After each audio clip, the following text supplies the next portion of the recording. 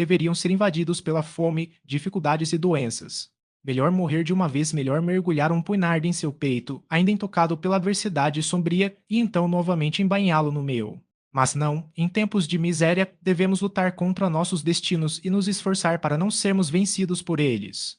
Eu não cedi, mas até o último suspiro defendi resolutamente meus entes queridos contra a tristeza e a dor, e se eu fosse vencido finalmente, não deveria ser ingloriamente. Eu estava na brecha, resistindo ao inimigo, o inimigo impalpável e invisível, que por tanto tempo nos sitiou ainda não havia feito nenhuma brecha. Deve ser meu cuidado que ele não deveria, secretamente minando, explodir dentro do próprio limiar do templo do amor, em cujo altar eu sacrificava diariamente. A fome da morte agora era mais aguda pela diminuição de sua comida. Ou será que antes, sendo muitos os sobreviventes, os mortos eram contados com menos avidez? Agora, cada vida era uma joia, cada forma humana respirando de longe, ou muito mais valioso do que as imagens mais sutis de pedra esculpida, e a diminuição diária, ou melhor, horária visível em nossos números, visitou o coração com uma miséria doentia. Este verão extinguiu nossas esperanças, o navio da sociedade naufragou e a jangada despedaçada, que transportava os poucos sobreviventes pelo mar da miséria, foi dilacerada e a tempestade começou. O homem existia em dois e três. O homem, o indivíduo que pode dormir, acordar e desempenhar as funções animais, mas o homem, em si mesmo fraco, ainda mais poderoso em números congregados do que o vento ou o oceano, o homem, o supressor dos elementos, o senhor da natureza criada, o par dos semideuses, não existia mais. Adeus à cena patriótica, ao amor à liberdade merecida, merecida aspiração virtuosa. Adeus ao Senado lotado, bucal com os conselhos dos sábios, cujas leis eram mais afiadas do que a lâmina da espada temperada em Damasco. Adeus à pompa real e pompa guerreira, as coroas estão no pó e os que os usam estão em seus túmulos. Adeus ao desejo de governar e à esperança de vitória, à alta ambição de salto, ao apetite por elogios e ao desejo pelo sufrágio de seus companheiros. As nações não existem mais. Nenhum senado se reúne em conselho para os mortos, nenhum descendente de uma dinastia honrada pelo tempo se esforça para governar os habitantes de um cemitério, a mão do general está fria e o soldado tem sua sepultura prematura cavada em seus campos nativos, sem honra, embora na juventude. O mercado está vazio, o candidato ao favor popular não encontra ninguém que possa representar. Para câmaras de despedida de estado pintada. Para a folia da meia-noite e a emulação ofegante da beleza, para roupas caras e exibição do dia do nascimento, para o título e a coroa dourada, adeus. Adeus aos gigantescos poderes do homem, ao conhecimento que poderia pilotar a casca profunda através das águas opostas do oceano sem margens, à ciência que dirigia o balão de seda através do ar sem caminho, ao poder que poderia colocar uma barreira às águas poderosas e colocar em movimento rodas, ligas e vastas máquinas, que poderiam dividir rochas de granito ou mármore e tornar as montanhas planas.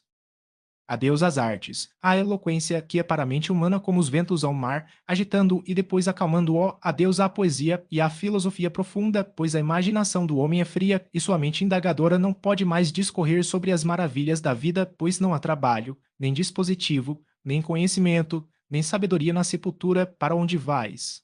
Para o edifício gracioso, que em sua proporção perfeita transcendeu as formas rudes da natureza, a pilha sarracena gótica e maciça contrastes, para o arco estupendo e a cúpula gloriosa, a coluna canelada com seu capitel, coríntio, jônico ou dórico, o peristilo e o belo entablamento, cuja harmonia de forma é para os olhos como concórdia musical para o ouvido, onde o mármore puro zomba da carne humana e na expressão plástica das excelências selecionadas da forma humana brilha o Deus. Adeus à pintura, ao alto sentimento forjado e ao profundo conhecimento da mente dos artistas na tela retratada cenas paradisíacas, onde as árvores são sempre primaveris e o ar ambrosial repousa em brilho perpétuo, para a forma estampada da tempestade e o alvoroço mais selvagem da natureza universal enjaulado na moldura estreita, ó adeus. Adeus à música e ao som da música, ao casamento dos instrumentos, onde a concórdia do suave e do áspero se une em doce harmonia e dá asas aos ouvintes ofegantes, por meio dos quais escalam o céu e aprendem os prazeres ocultos dos eternos.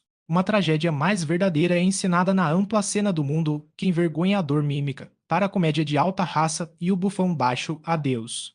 Infelizmente, enumerar os adornos da humanidade mostra, pelo que perdemos, quão supremamente grande foi o homem. Está tudo acabado agora. Ele é solitário, como nossos primeiros pais expulsos do paraíso. Ele olha para trás, para a cena que abandonou. Os altos muros da tumba e a espada flamejante da peste estão entre ele e ele. Como para nossos primeiros pais, toda a terra está diante dele, um vasto desarte. Sem apoio e fraco, deixe-o vagar por campos onde o milho não colhido está em abundância estéril, por bosques plantados por seus pais, por cidades construídas para seu uso. A posteridade não existe mais. Fama, ambição e amor são palavras vazias de significado, assim como o gado que pasta no campo. Tu, ó deserto, deita-te na maré da tarde, sem saber do passado, descuidado com o futuro, pois somente de tal ignorância afetuosa podes esperar facilidade. A alegria pinta com suas próprias cores cada ato e pensamento. Os felizes não sentem pobreza, pois o deleite é como um manto de ouro e os coroa com pedras preciosas de valor inestimável. O prazer brinca com o cozinheiro de sua comida caseira e mistura a embriaguez com sua bebida simples. Joia espalha rosas no sofá duro e facilita o parto.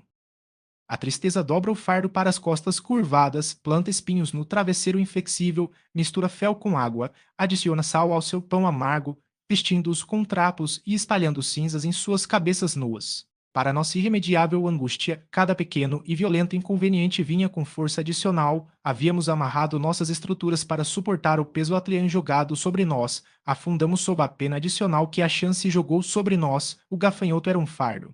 Muitos dos sobreviventes foram criados no luxo, seus servos se foram, seus poderes de comando desapareceram como sombras irreais, os pobres até sofreram várias privações, e a ideia de outro inverno como o último trouxe medo às nossas mentes. Não bastava que morrêssemos, mas o trabalho deveria ser adicionado? Devemos preparar nossa refeição fúnebre com trabalho, e com trabalho indecoroso amontoar combustível em nossas lareiras desertas devemos com mãos servis fabricar as roupas, que em breve serão nossa mortalha? Não tão.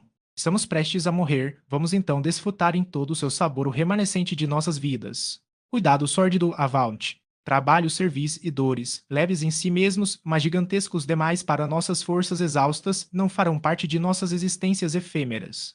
No início dos tempos, quando, como agora, o homem vivia por famílias, e não por tribos ou nações, eles eram colocados em um clima genial, onde a terra os alimentava sem cultivo, e o ar ameno envolvia seus membros em repouso com um calor mais agradável do que camas de penugem.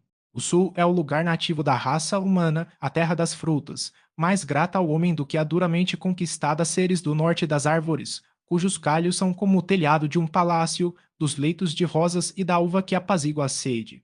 Não precisamos temer o frio e a fome. Olhe para a Inglaterra. A rama brota no alto dos prados, mas eles são úmidos e frios, cama imprópria para nós. Não temos milho e os frutos crus não podem nos sustentar. Devemos procurar atirar nas entranhas da terra, ou a atmosfera cruel nos encherá de reumatismo e dores. O trabalho de centenas de milhares por si só poderia tornar este recanto inteiramente adequado para a habitação de um homem. Para o sul, então, para o sol. Onde a natureza é gentil, onde Jove derramou o conteúdo do chifre de Amalteia e a terra é jardim. Inglaterra, local de nascimento tardio de excelência e escola dos sábios, teus filhos se foram, tua glória se desvaneceu. Tu, Inglaterra, foste o triunfo do homem. Pequeno favor foi mostrado a ti por teu Criador, tu ilha do norte, uma tela irregular naturalmente, pintada pelo homem com cores estranhas, mas os tons que ele deu estão desbotados, para nunca mais serem renovados. Portanto, devemos deixá-lo, maravilha do mundo, devemos nos despedir de tuas nuvens, frio e escassez para sempre. Teus corações viris estão quietos, tua história de poder e liberdade no final. Desprovido de homem, ó pequena ilha. As ondas do mar te esbofetarão e o corvo baterá as asas sobre ti, teu solo será o berço das ervas daninhas, teu céu cobrirá a esterilidade. Não foi pela rosa da Pérsia que foste famosa, nem pela banana do Oriente, não pelos vendavais picantes da Índia, nem pelos canaviais da América, não por tuas vinhas, nem por tuas colheitas duplas, nem por teus ares primaveris, nem só o solsticial, mas por teus filhos, sua incansável indústria e elevada aspiração. Eles se foram, e tu vais com eles pelo caminho muitas vezes trilhado que leva ao esquecimento. Adeus, triste ilha, adeus, tua glória fatal é resumida, lançada e cancelada nesta história. 20. 19 Tradução de Elton de Zildo. 20 Poemas de Cleveland. Capítulo 2. No outono deste ano de 2096, o espírito de imigração se ensinou entre os poucos sobreviventes que, reunidos de várias partes da Inglaterra, se reuniram em Londres. Esse espírito existia como um sopro, um desejo, um pensamento distante até ser comunicado a Adriano, que o absorveu com ardor e instantaneamente se envolveu em planos para sua execução. O medo da morte imediata desapareceu com o calor de setembro. Outro inverno estava diante de nós e poderíamos escolher nosso modo de passá-lo da melhor maneira possível. Talvez na filosofia racional ninguém pudesse ser melhor escolhido do que esse esquema de migração, que nos tiraria da cena imediata de nossa desgraça e, levando-nos por países agradáveis e pitorescos, divertiria por um tempo nosso desespero. Uma vez abordada a ideia, todos estavam impacientes para colocá-la em execução. Ainda estávamos em Windsor, nossas esperanças renovadas remediaram a angústia que sofremos com as últimas tragédias. A morte de muitos de nossos internos nos afastou da ideia afetuosa de que o castelo de Windsor era um local sagrado da peste, mas nosso sopro de vida foi renovado por alguns meses, e até Idris ergueu a cabeça, como um lírio depois de uma tempestade, quando um último raio de sol tinge sua taça de prata. Nesse momento, Adrian desceu até nós, seus olhares ansiosos nos mostraram que ele estava cheio de algum esquema. Ele se apressou em me chamar de lado e me revelou rapidamente seu plano de imigração da Inglaterra. Deixar a Inglaterra para sempre, para se afastar de seus campos e bosques poluídos e, colocando o mar entre nós, para abandoná-lo, como um marinheiro abandona a rocha em que naufragou quando o navio salvador passa. Esse era o seu plano. Deixar o país de nossos pais, santificado por seus túmulos. Não podíamos nos sentir nem mesmo como um exilado voluntário de outrora, que poderia, por prazer ou conveniência, abandonar sua terra natal, embora milhares de quilômetros pudessem separá-lo, a Inglaterra ainda era uma parte dele, como ele dela. Ele ouviu falar dos acontecimentos que passavam do dia, ele sabia que, se voltasse e retomasse seu lugar na sociedade, a entrada ainda estaria aberta e era necessária apenas a vontade de se cercar imediatamente das associações e hábitos da infância. Não é assim conosco, o remanescente. Não deixamos ninguém para nos representar, ninguém para repovoar a terra desarte, e o nome da Inglaterra morreu, quando a deixamos em busca de segurança terrível. No entanto, vamos. A Inglaterra está em sua mortalha, não podemos nos acorrentar a um cadáver. Vamos o mundo a nosso país agora e escolheremos para nossa residência seu local mais fértil. Devemos, nestes salões de desarte, sob este céu invernal, sentar-nos com os olhos fechados e as mãos postas, esperando a morte. Em vez disso, saiamos para enfrentá-lo galantemente, ou talvez por todo esse orbe pendente, esta bela joia no diadema do céu, não seja certamente atingido por uma praga talvez, em algum recanto isolado, em meio à primavera eterna, e árvores ondulantes, e riachos pulentos, possamos encontrar a vida. O mundo é vasto, e a Inglaterra, embora seus muitos campos e bosques extensos pareçam intermináveis, é apenas uma pequena parte dela. No final de um dia de marcha sobre altas montanhas e vales nevados, podemos encontrar a saúde e, entregando nossos entes queridos a seu cargo, replantar a árvore desenraizada da humanidade e enviar para a posteridade tardia a história da raça antipestilenta, os heróis e sábios do estado perdido das coisas. A esperança acena e a tristeza nos impele, o coração bate alto de expectativa, e esse desejo ansioso de mudança deve ser um presságio de sucesso. Oh, venha. Adeus aos mortos. Adeus aos túmulos daqueles que amamos. Adeus à gigante Londres e ao plácido Tamisa, ao rio e à montanha ou ao distrito justo, local de nascimento dos sábios e bons, à floresta de Windsor e seu antigo castelo, adeus. Temas apenas para a história, são eles devemos viver em outro lugar. Tais foram em parte os argumentos de Adrien, proferidos com entusiasmo e rapidez irrespondível. Algo mais estava em seu coração, ao qual ele não ousou dar palavras. Ele sentiu que o fim dos tempos havia chegado, ele sabia que, um por um, deveríamos diminuir ao nada. Não era aconselhável esperar essa triste consumação em nosso país natal, mas viajar nos daria nosso objetivo para cada dia que distrairia nossos pensamentos do fim das coisas que se aproximava rapidamente. Se fôssemos para a Itália, para a sagrada e eterna Roma, poderíamos com maior paciência nos submeter ao decreto, que derrubou suas poderosas torres. Podemos perder nossa dor egoísta no aspecto sublime de sua desolação. Tudo isso estava na mente de Adrian, mas ele pensou em meus filhos e, em vez de me comunicar esses recursos de desespero, invocou a imagem da saúde e da vida a ser encontrada onde não sabíamos quando não sabíamos, mas se nunca for encontrado, para sempre será procurado. Ele me conquistou para sua festa, de coração e alma. Coube a mim revelar nosso plano a Idris. As imagens de saúde e esperança que lhe apresentei fizeram-na consentir com um sorriso.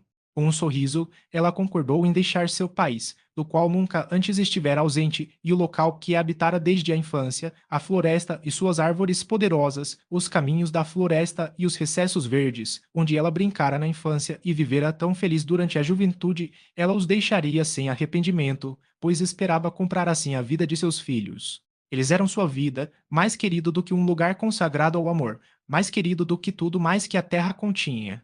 Os meninos ouviram com alegria infantil nossa remoção, Clara perguntou se iríamos para Atenas.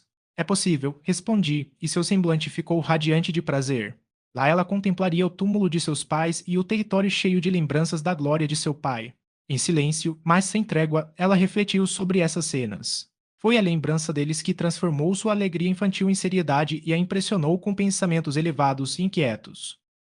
Havia muitos amigos queridos que não devemos deixar para trás, por mais humildes que fossem. Havia o corcel espirituoso e obediente que Lord Ramon dera à filha, havia o cachorro de Alfrey e uma águia de estimação, cuja visão foi obscurecida pela idade. Mas este catálogo de favoritos a serem levados conosco não poderia ser feito sem tristeza ao pensar em nossas pesadas perdas e um suspiro profundo pelas muitas coisas que devemos deixar para trás. As lágrimas correram aos olhos de Idris, enquanto Alfrey e Evelyn traziam agora uma roseira favorita, agora um vaso de mármore lindamente esculpido, insistindo que eles deveriam ir embora, e exclamando sobre a pena de não podermos levar o castelo e a floresta, os veados e os pássaros, e todos os objetos acostumados e queridos conosco. Afetuosos e tolos, eu disse, perdemos para sempre tesouros muito mais preciosos do que estes, e nós os abandonamos para preservar tesouros para os quais, em comparação, eles não são nada. Não esqueçamos por um momento nosso objetivo e nossa esperança, e eles formarão um monte irresistível para impedir o transbordamento de nosso arrependimento por ninharias. As crianças se distraíam facilmente e voltavam novamente à perspectiva de diversão futura. Idris havia desaparecido.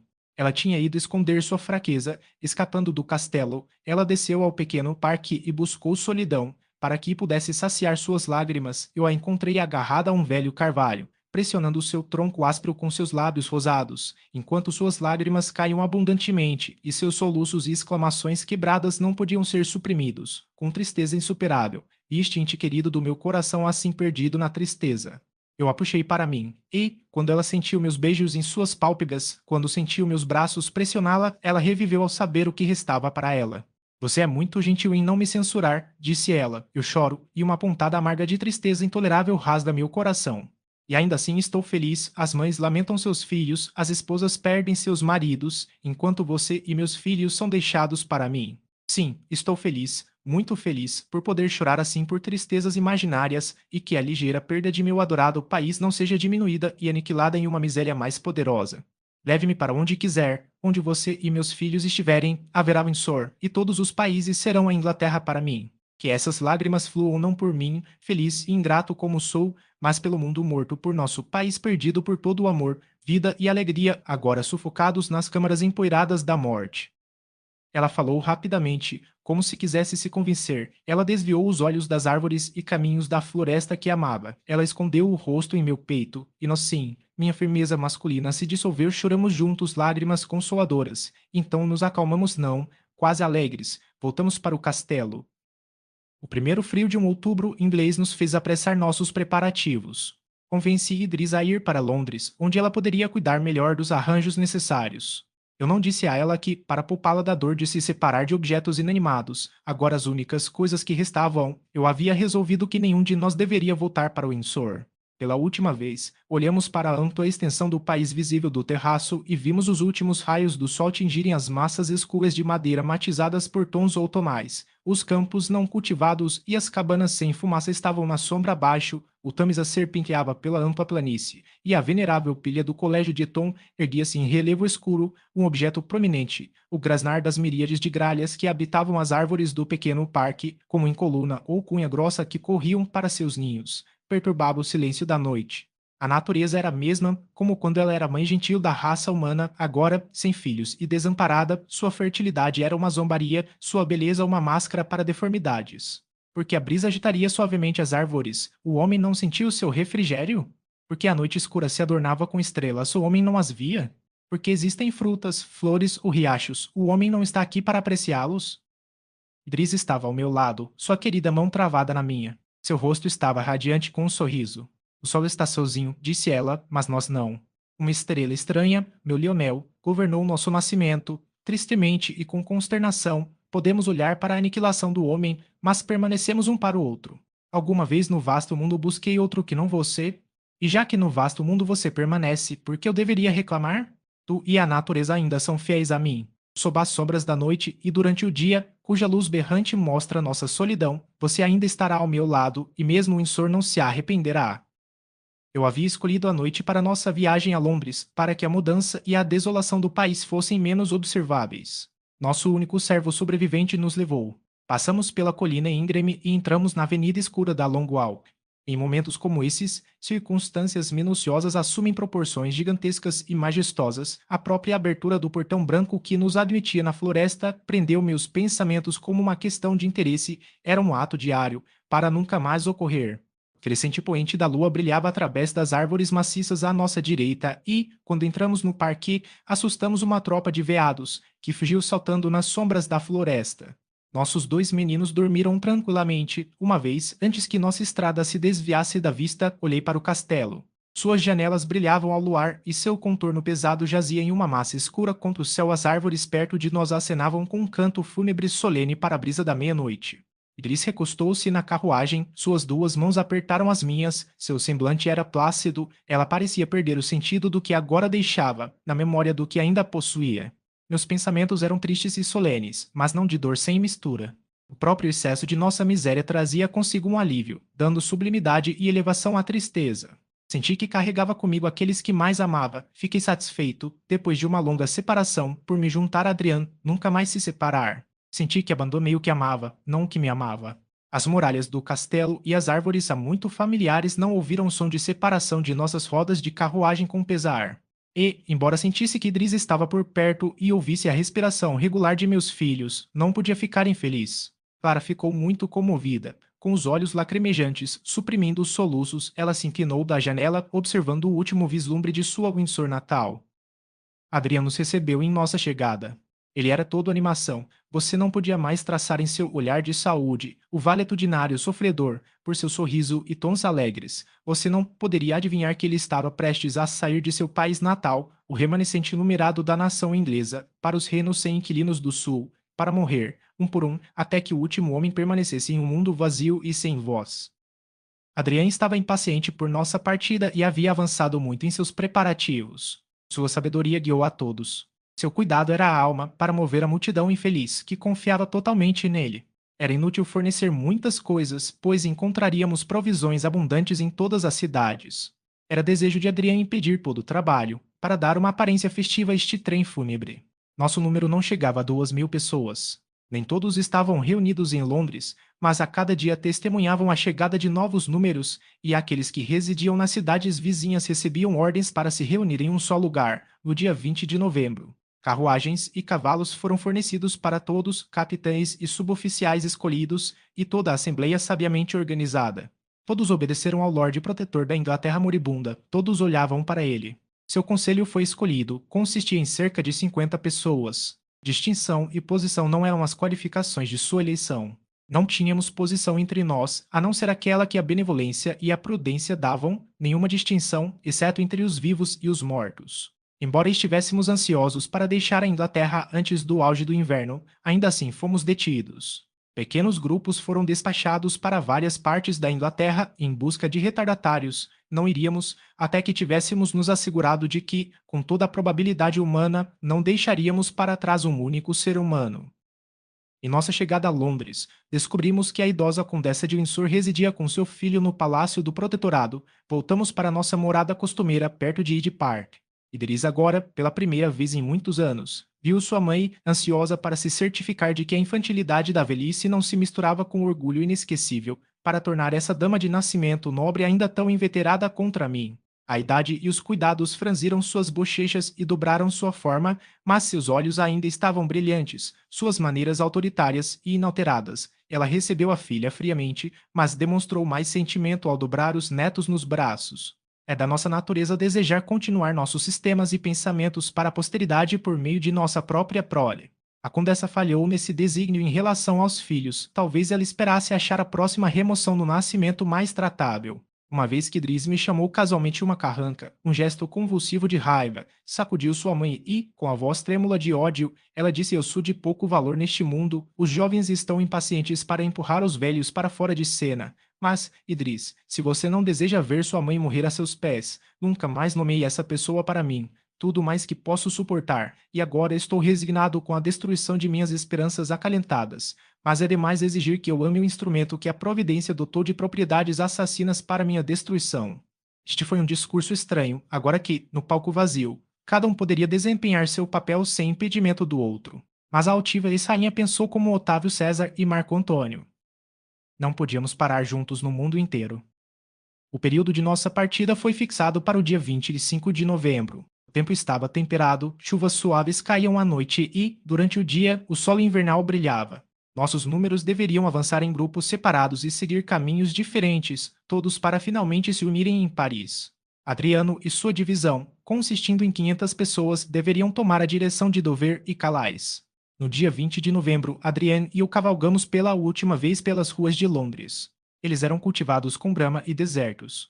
As portas abertas das mansões vazias rangiam em suas dobradiças, erva rançosa e sujeira deformante se acumularam rapidamente nos degraus das casas. Os campanários mudos das igrejas perfuravam o ar sem fumaça, as igrejas estavam abertas, mas nenhuma oração era oferecida nos altares. Mofo e umidade já haviam desfigurado seus ornamentos, pássaros e animais domesticados, agora desabrigados, construíram ninhos e fizeram seus covis em locais consagrados. Passamos por St. Taos. Londres, que se estendia até os subúrbios em todas as direções, estava um tanto deserta no meio, e muito do que havia obscurecido esse vasto edifício nos dias anteriores foi removido. Sua massa pesada, pedra enegrecida e cúpula alta faziam com que parecesse não um templo, mas uma tumba. Netouche acima do pórtico estava gravado o It a 7 da Inglaterra. Passamos para o leste, engajados em uma conversa tão solene quanto os tempos inspiravam. Nenhum passo humano foi ouvido, nem forma humana discernida. Tropas de cães, desertas de seus donos, passaram por nós, e de vez em quando um cavalo, desenfreado e sem sela, trotava em nossa direção e tentava atrair a atenção daqueles que montávamos, como se para seduzi-los a buscar a mesma liberdade. Um boi pesado, que se alimentava em um celeiro abandonado, de repente baixou e mostrou sua forma disforme em uma porta estreita. Tudo era deserto, mas nada estava em ruínas. E essa mistura de edifícios intactos e acomodações luxuosas, em uma juventude elegante e fresca, contrastava com o silêncio solitário das ruas desabitadas. A noite se aproximou e começou a chover. Estávamos prestes a voltar para casa, quando uma voz humana, estranha agora de ouvir, atraiu nossa atenção. Era uma criança cantando um ar alegre e leve, não havia outro som. Atravessamos Londres do Hyde Park até onde agora estávamos nas minorias, e não encontramos ninguém, não ouvimos voz nem passos. O canto foi interrompido por risos e conversas. Nunca Merridick foi tão tristemente cronometrado, nunca o riso mais parecido com as lágrimas. A porta da casa de onde esses sons saíam estava aberta, os quartos superiores estavam iluminados como para um banquete. Era uma casa grande e magnífica, na qual, sem dúvida, algum rico comerciante havia vivido. O canto começou novamente e ecoou pelas salas de teto alto, enquanto subíamos silenciosamente a escada.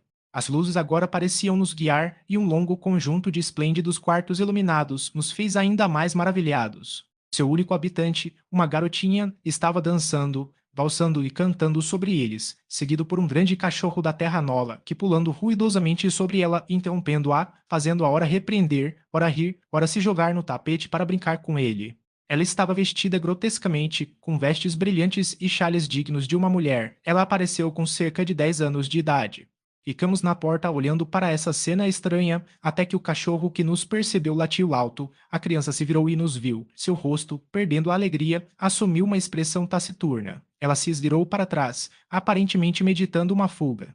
Eu me aproximei dela e segurei sua mão. Ela não resistiu, mas com uma testa severa, tão estranha na infância, tão diferente de sua hilaridade anterior, ela ficou parada, os olhos fixos no chão. "O que você faz aqui?" Eu disse gentilmente: "Quem é você?" Ela ficou em silêncio, mas tremeu violentamente. "Minha pobre criança", perguntou Adrian, "você está sozinho?" Havia uma suavidade vencedora em sua voz, que tocava o coração da garotinha. Ela olhou para ele, então arrancando a mão de mim, jogou-se em seus braços, agarrando-se ao pescoço dele, ejaculando "Salve-me, salve-me", enquanto seu mau humor não natural se dissolveu em lágrimas. "Eu vou salvá-lo", respondeu ele. "Do que você tem medo? Você não precisa temer, meu amigo, ele não lhe fará mal. Você está sozinho." "Não, o leão está comigo." "E seu pai e sua mãe?" "Eu nunca tive nenhum. Eu sou uma garota de caridade. Todo o corpo se foi por muitos, muitos dias, mas se eles voltarem e me descobrirem, eles vão me bater assim."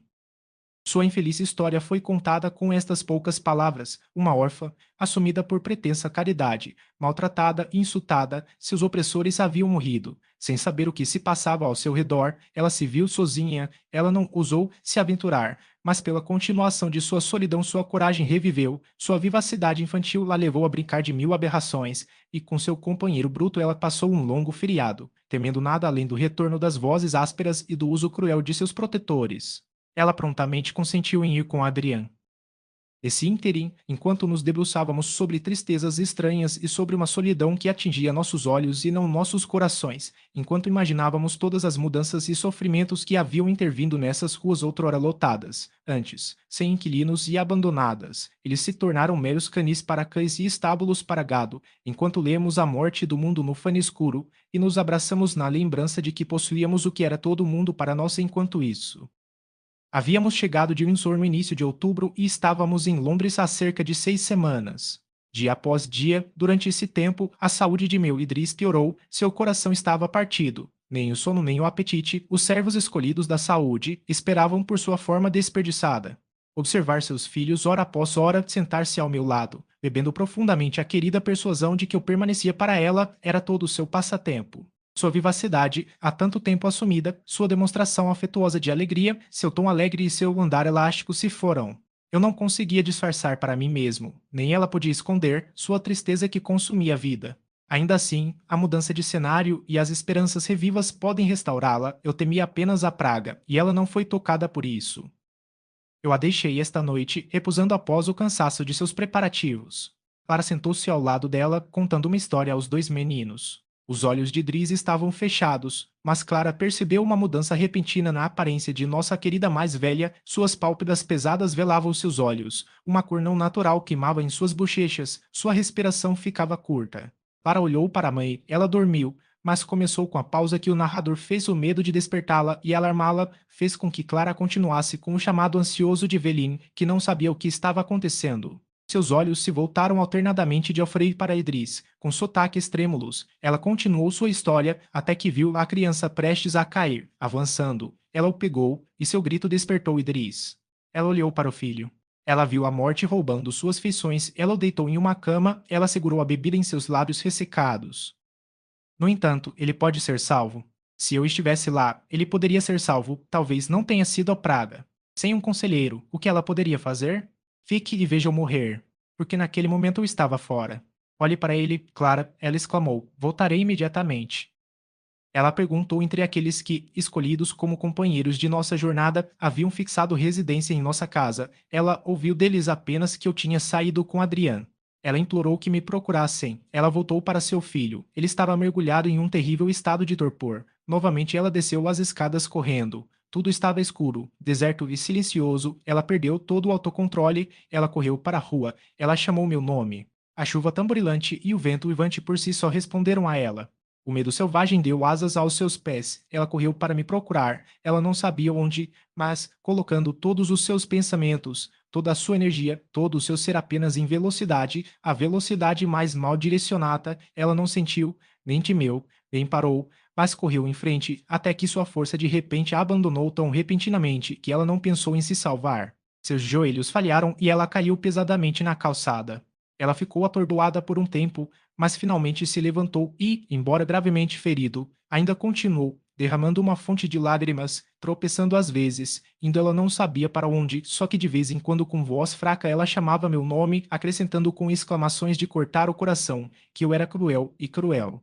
Ser humano não havia ninguém para responder, e a inclemência da noite levou os animais errantes para as habitações que haviam usurpado. Seu vestido fino estava encharcado de chuva, seu cabelo molhado grudava no pescoço, ela cambaleou pelas ruas escuras, até que, batendo o pé contra um impedimento invisível, ela caiu novamente, ela não conseguia se levantar, ela mal se esforçou, mas, juntando seus membros, ela se resignou à fúria dos elementos e à amarga tristeza de seu próprio coração. Ela fez uma oração fervorosa para morrer rapidamente, pois não havia alívio além da morte. Embora sem esperança de segurança para si mesma, ela parou de lamentar por seu filho moribundo, mas derramou lágrimas amargas e gentis pela dor que eu deveria sentir ao perdê-la. Enquanto ela estava deitada, a vida quase suspensa, ela sentiu uma mão quente e macia em sua testa, e uma voz feminina gentil perguntou com expressões de terna compaixão, se ela não poderia se levantar. Que outro ser humano, simpático e gentil, existisse por perto, a despertou, meio levantada, com as mãos entrelaçadas e lágrimas frescas. Ela implorou a seu companheiro que me procurasse, que me mandasse apressar para meu filho moribundo, para salvá-lo, por amor ao céu, para salvá-lo. A mulher a criou. Ela levou-o para o abrigo. Ela implorou que ela voltasse para sua casa, para onde talvez eu já tivesse retornado. Idris cedeu facilmente às suas persuasões. Ela se apoiou no braço de sua amiga. Ela se esforçou para andar, mas um desmaio irresistível a fez parar de novo e de novo. Acelerados pela tempestade crescente, apressamos nosso retorno. Nossa pequena carga foi colocada diante de Adrien em seu cavalo. Havia uma assembleia de pessoas sob o pórtico de nossa casa em cujos gestos eu instintivamente lia alguns trocados pesados, algum novo infortúnio. Com um alarme rápido, com medo de fazer uma única pergunta, saltei do cavalo. Os espectadores me viram, me conheceram e, em terrível silêncio, se dividiram para abrir caminho para mim. Peguei uma luz e, subindo as escadas correndo e ouvindo um gemido, sem reflexão, abri a porta do primeiro quarto que se apresentou. Estava bastante escuro, mas, quando entrei, um cheiro pernicioso assaltou meus sentidos, produzindo escrúpulos nauseantes, que chegaram ao meu coração enquanto sentia minha perna apertada e um gemido repetido pela pessoa que me segurava. Baixei minha lâmpada e vi um negro meio vestido, contorcendo-se sob a agonia da doença, enquanto me segurava com um aperto convulsivo. Com um misto de horror e impaciência, esforcei-me para me desvencilhar e caí sobre o sofredor. Ele enrolou seus braços nus e purulentos em volta de mim. Seu rosto estava perto do meu e sua respiração, carregada de morte, entrou em meus órgãos vitais. Por um momento fui vencido. Minha cabeça estava inclinada por náuseas doloridas, até que, refletindo retornando, levantei-me, joguei o desgraçado de mim e, subindo a escada, entrei na câmara geralmente habitada por minha família. Uma luz fraca me mostrou Alfred em um sofá, clara, trêmula e mais pálida do que a neve mais branca, o ergueu no braço, levando um copo d'água aos lábios. Vi muito bem que não existia nenhuma centelha de vida naquela forma arruinada, suas feições estavam rígidas, seus olhos vidrados, sua cabeça havia caído para trás. Eu tirei dela, deitei-o suavemente, beijei sua boquinha fria e me virei para falar em um sussurro vão, quando o som mais alto de um canhão semelhante a um trovão não poderia tê-lo alcançado em sua morada imaterial. E onde estava Edris?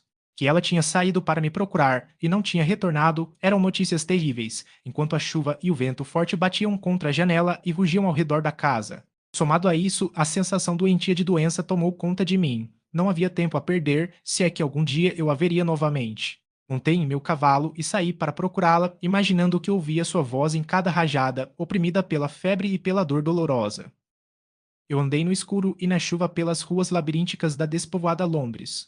Meu filho estava morto em casa, as sementes da doença mortal criaram raízes em meu peito. Fui procurar Idris, minha adorada, agora vagando sozinha, enquanto as águas corriam do céu como uma catarata para banhar sua querida cabeça em umidade fria, seus belos membros em um frio entorpecente. Uma mulher estava no degrau de uma porta e me chamou enquanto eu passava galopando. Não era Idris, então continuei cavalgando rapidamente, até que uma espécie de segunda vista, uma reflexão sobre meus sentidos do que eu tinha visto, mas não marcado, me fez ter certeza de que outra figura, magra, graciosa e alta, estava agarrada à pessoa mais importante que a apoiava. Em um minuto eu estava ao lado do suplicante, em um minuto recebi o Idris afundando em meus braços.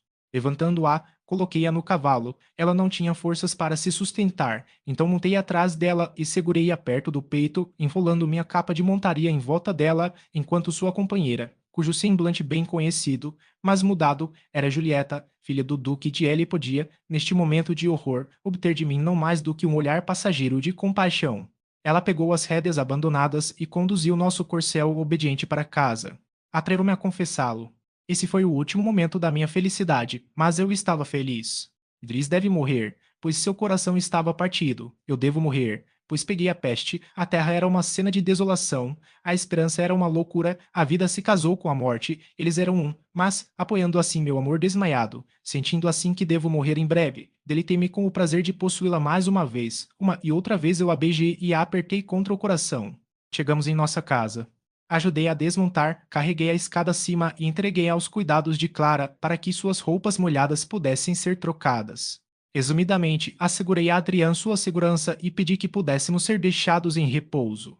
Como avarento, que com trêmula cautela visita seu tesouro para contá-lo repetidas vezes. Eu contei cada momento e ressenti todos os que não foram gastos com Idris. Voltei rapidamente para a câmara onde repousava a vida da minha vida. Antes de entrar na sala, parei por alguns segundos. Por alguns segundos tentei examinar meu estado. Doença e tremores de vez em quando tomavam conta de mim. Minha cabeça estava pesada, meu peito oprimido, minhas pernas dobradas sobre mim. Mas joguei fora resolutamente os sintomas crescentes de minha doença e encontrei Idris com olhares plácidos e até alegres. Ela estava deitada em um sofá, a apertar cuidadosamente a porta para evitar qualquer intrusão. Sentei-me ao lado dela, nos abraçamos e nossos lábios se encontraram em um beijo prolongado e sem fôlego. Aquele momento teria sido o último. O sentimento maternal agora despertou no peito da minha pobre menina, e ela perguntou: E a Frei? Idris, respondi, somos poupados um do outro, estamos juntos, não deixe nenhuma outra ideia se intrometer.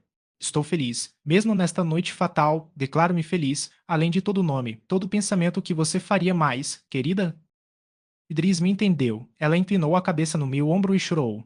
Por quê? Ela perguntou novamente. Você treme, Lionel. O que o abala assim? Bem, posso ficar abalado, respondi, feliz como estou. Nosso filho está morto e a hora atual é escura e sinistra. Bem, posso tremer. Mas estou feliz, meu próprio Idris, muito feliz. Eu te entendo, meu bondoso amor, disse Idris, assim pálido como você está de tristeza por nossa perda, tremendo e horrorizado, embora amenizasse minha dor com suas queridas garantias. Não estou feliz, e as lágrimas brilharam e caíram sob suas pálpebras abatidas, pois somos presos de uma prisão miserável e não há alegria para nós, mas o verdadeiro amor que tenho por você tornará esta e todas as outras perdas suportáveis. Temos sido felizes juntos, pelo menos, eu disse, nenhuma miséria futura pode nos privar do passado. Somos fiéis um ao outro há anos, desde que meu doce amor de princesa veio através da neve para a humilde cabana do herdeiro pobre do arruinado Verney. Mesmo agora que a eternidade está diante de nós, temos esperança apenas na presença um do outro. Idris, você acha que, quando morrermos, seremos divididos? Moa, quando morrermos. O que você quer dizer? Que segredo está escondido de mim nessas palavras terríveis? Não devemos todos morrer, querida? Eu perguntei com um sorriso triste. Gracioso Deus. Você está doente, Lionel, por falar de morte. Meu único amigo, coração do meu coração, fale. Não acho, respondi, que tenhamos algum de nós por muito tempo de vida, e quando a cortina cair sobre esta cena mortal, onde, você pensa, nos encontraremos? Idris se acalmou com meu tom e olhar desembaraçados. Ela respondeu: Você pode facilmente acreditar que durante este longo progresso da peste, pensei muito sobre a morte e me perguntei, agora que toda a humanidade está morta para esta vida, para que outra vida eles podem ter sido gerados? Hora após hora, detive-me nesses pensamentos e me esforcei para formar uma conclusão racional sobre o mistério de um estado futuro.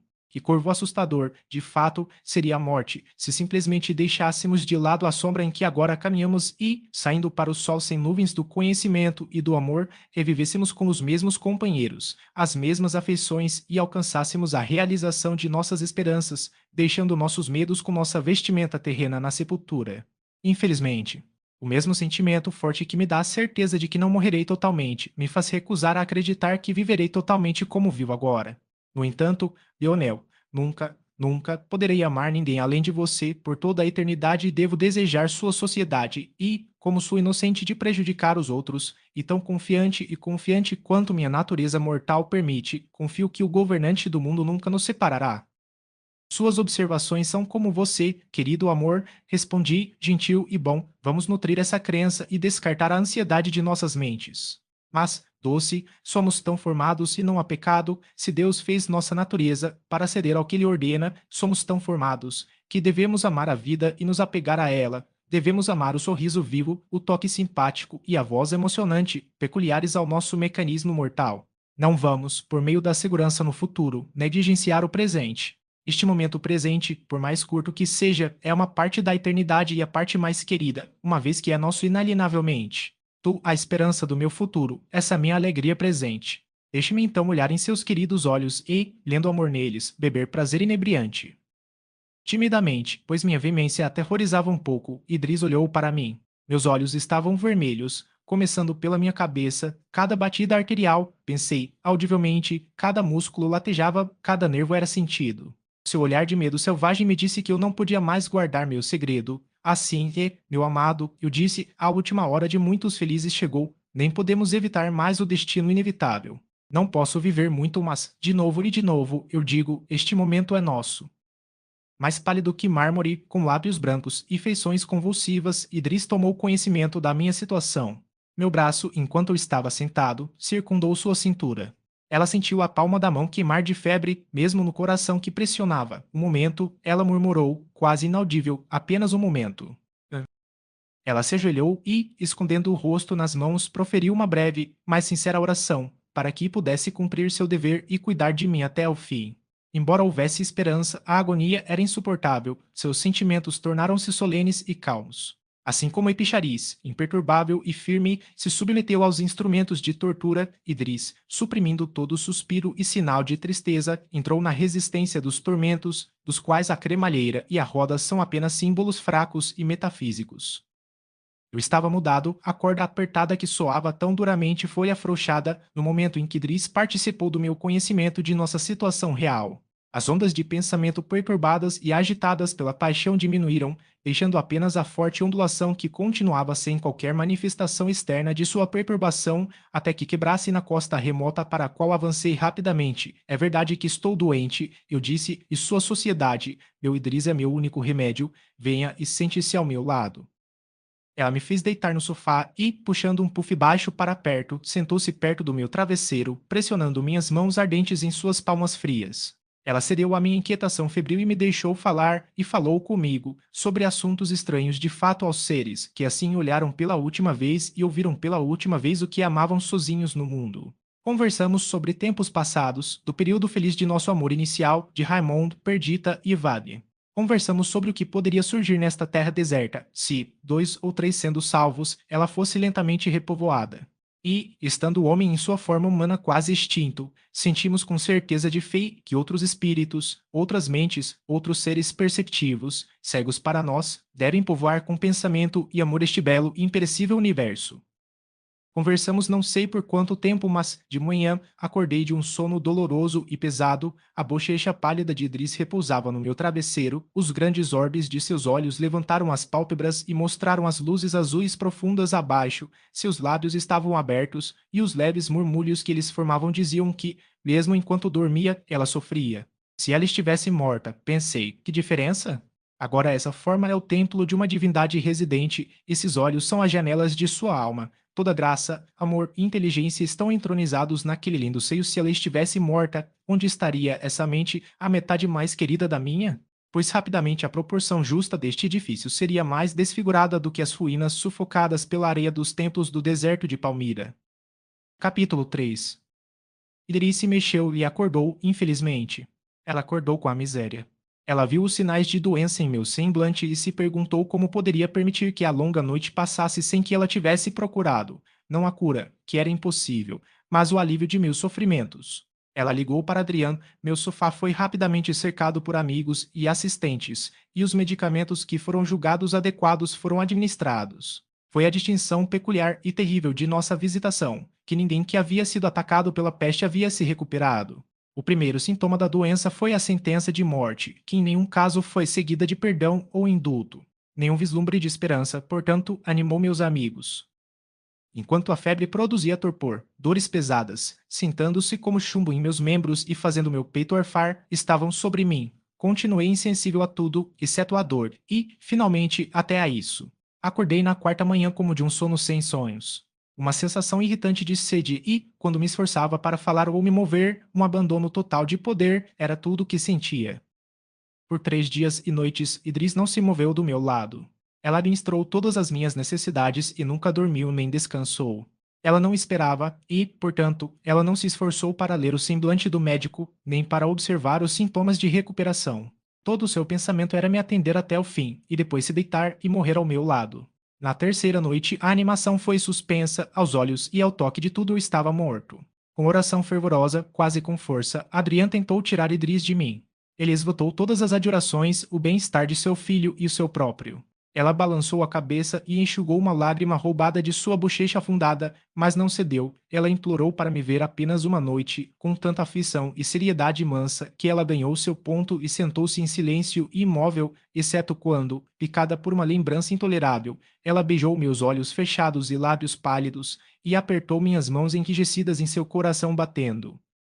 Na calada da noite, quando, embora fosse meados do inverno, o galo cantou às 3 horas, como arauto da mudança da manhã, enquanto pairava sobre mim e lamentava em pensamento silencioso e amargo pela perda de todo o amor por ela que havia sido consagrado em meu coração. Seu cabelo desgrenhado pendia sobre o rosto e as longas madeixas caíam na cama. Ela viu um cacho em movimento, e o cabelo espalhado levemente mexido, como por um sopro. Não é assim, ela pensou, pois ele nunca mais respirará.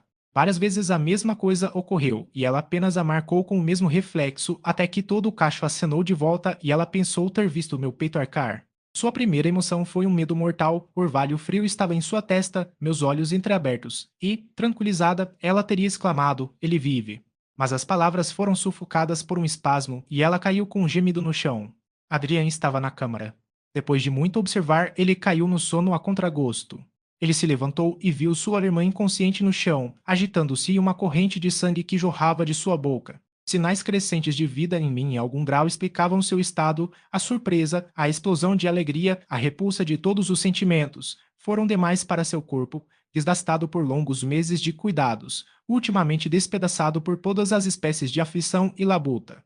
Ela estava agora em perigo muito maior do que eu, as rodas e molas da minha vida, mais uma vez postas em movimento, adquiriram elasticidade com sua curta suspensão. Por muito tempo, ninguém acreditou que eu deveria realmente continuar a viver. Durante o reinado da praga na Terra, nenhuma pessoa atacada pela doença sombria se recuperou. Minha restauração foi vista como um engano. A cada momento esperava-se que os maus sintomas se repetissem com violência redobrada, até que a convalescença confirmada, a ausência de toda febre ou dor e o aumento das forças trouxessem lenta convicção de que eu havia me recuperado da peste. A restauração de Idris foi mais problemática. Quando fui atacado por uma doença, suas bochechas estavam afundadas, sua forma emaciada, mas agora o vaso, que havia se rompido devido aos efeitos da agitação extrema, não estava totalmente curado, mas era como um canal que, gota a gota, tirava dela o fluxo avermelhado que vivificava seu coração. Seus olhos vazios e semblante desgastado tinham uma aparência horrível, suas maçãs do rosto, sua testa clara aberta, a projeção da boca, ficavam terrivelmente proeminentes. Você pode dizer cada osso na anatomia fina de seu corpo. Sua mão pendia impotente, cada junta ficava nua, de modo que a luz penetrava por completo. Era estranho que a vida pudesse existir no que foi desperdiçado e desgastado em um tipo de morte. Tirá-la dessas cenas de partir o coração, levá-la a esquecer a desolação do mundo na variedade de objetos apresentados pelas viagens e nutrir suas forças debilitadas no clima ameno para o qual resolvemos viajar, era minha última esperança para sua preservação.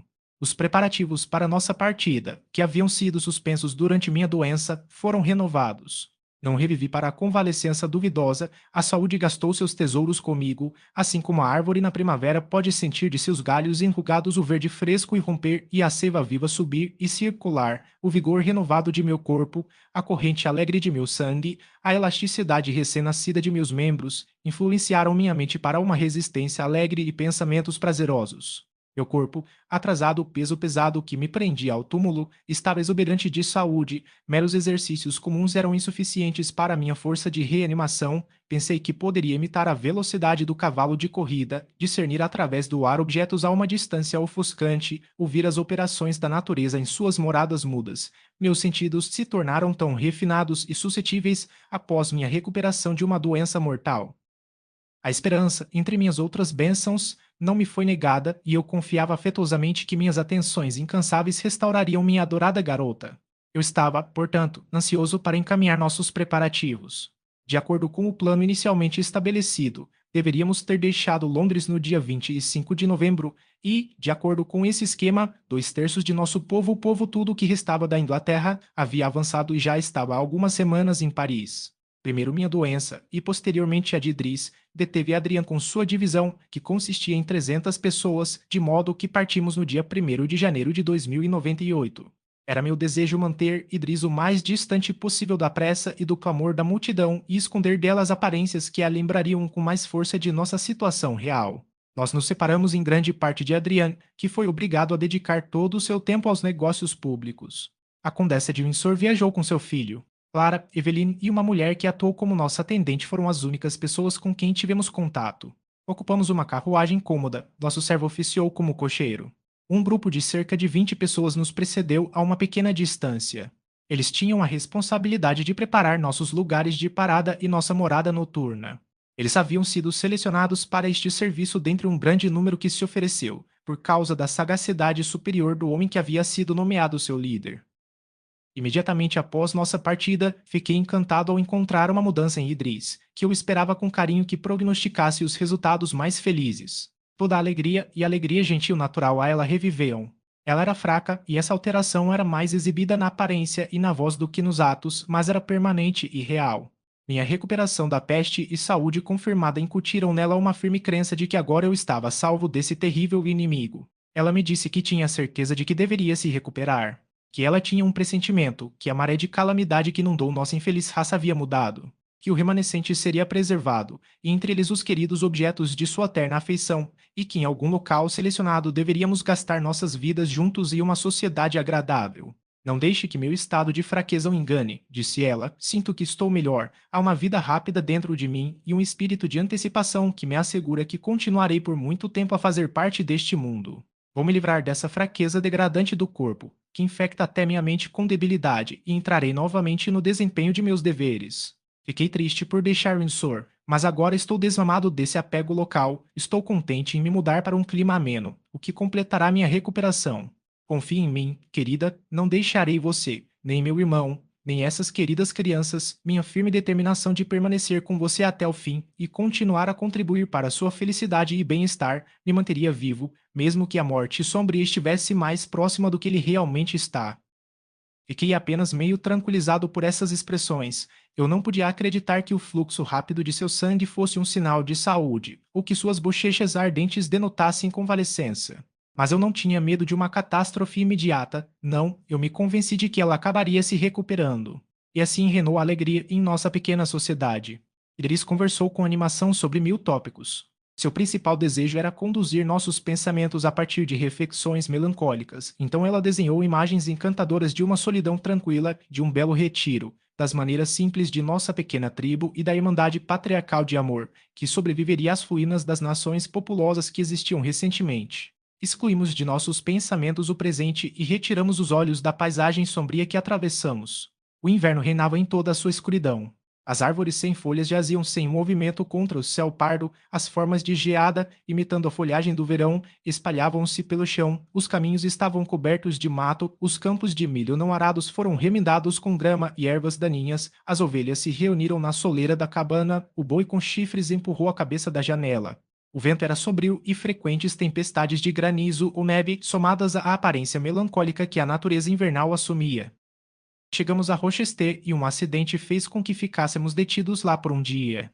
Durante esse tempo, ocorreu uma circunstância que mudou nossos planos e que, infelizmente, em seu resultado mudou o curso eterno dos acontecimentos, transformando-me da nova e agradável esperança que eu desfrutava para um deserto obscuro e sombrio. Mas devo dar uma pequena explicação antes de prosseguir com a causa final de nossa alteração temporária de plano, e me referir novamente àqueles tempos em que o homem andou na terra sem medo, antes que a peste se tornasse a rainha do mundo. Residia uma família nas proximidades de Windsor de pretensões muito humildes, mas que havia sido um objeto de interesse para nós por causa de uma das pessoas que a compunham.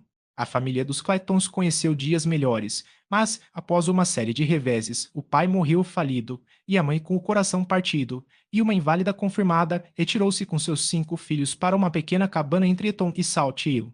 A mais velha dessas crianças, que tinha 13 anos, pareceu ao mesmo tempo, por influência da adversidade, adquirir a sagacidade e o princípio pertencentes a uma idade mais madura. Sua mãe piorava cada vez mais a saúde, mas Lucy cuidava dela e era como uma mãe carinhosa para seus irmãos e irmãs mais novos e, enquanto isso, mostrava-se tão bem-humorada, social e benevolente que era amada e honrada em sua pequena vizinhança. Lucy era além de extremamente bonita, então, quando ela completou 16 anos, era de se supor, apesar de sua pobreza, que ela deveria ter admiradores. Um deles era filho de um pároco rural. Ele era um jovem generoso e de coração franco, com um amor ardente pelo conhecimento e nenhuma aquisição mesquinha.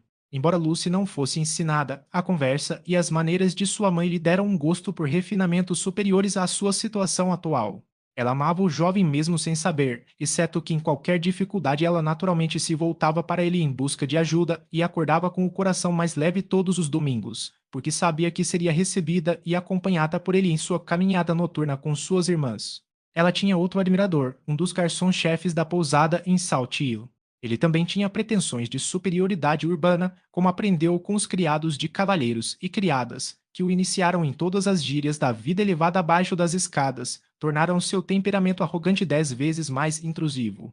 Lucy não o negou, ela era incapaz desse sentimento, mas ela lamentou quando o viu se aproximar e resistiu silenciosamente a todos os seus esforços para estabelecer uma intimidade. O sujeito logo descobriu que seu rival era preferido a ele, e isso transformou o que a princípio era uma admiração casual em uma